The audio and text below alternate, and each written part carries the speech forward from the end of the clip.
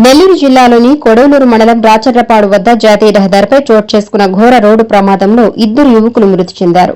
మృతులు ఒడిశా రాష్ట్రానికి చెందిన వారిగా గుర్తించారు.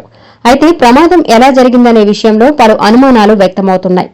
రాచర్లపాడు గ్రామ సమీపంలోని బయానా ఎనర్జీ ఎదుట జాతీయ రహదారిపై ఈ ప్రమాదం చోటు చేసుకుంది. బైక్పై ప్రయాణిస్తున్న ఇద్దరు యువకులు అక్కడికక్కడే మృతి చెందారు.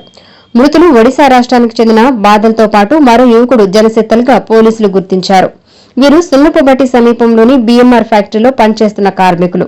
ప్రాథమిక సమాచారం ప్రకారం బాదల్ తన పుట్టినరోజు వేడుకలు జరుపుకునేందుకు కేక్ తీసుకుని కావలి వైపు వెళ్తుండగా ప్రమాదం జరిగినట్లు తెలుస్తోంది.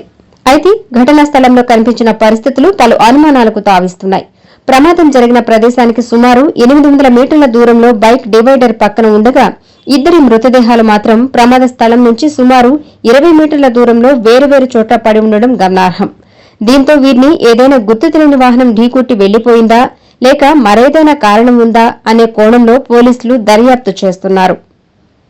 సమాచారం అందుకున్న ఎస్ఐ కోటిరెడ్డి, సీఐ దుర్గాప్రసాద్ సంఘటన స్థలానికి చేరుకుని కేసు నమోదు చేసి విచారణ చేపట్టారు. ప్రమాదానికి గల అసలు కారణాలు పోలీసుల దర్యాప్తులో తేలాల్సి ఉంది.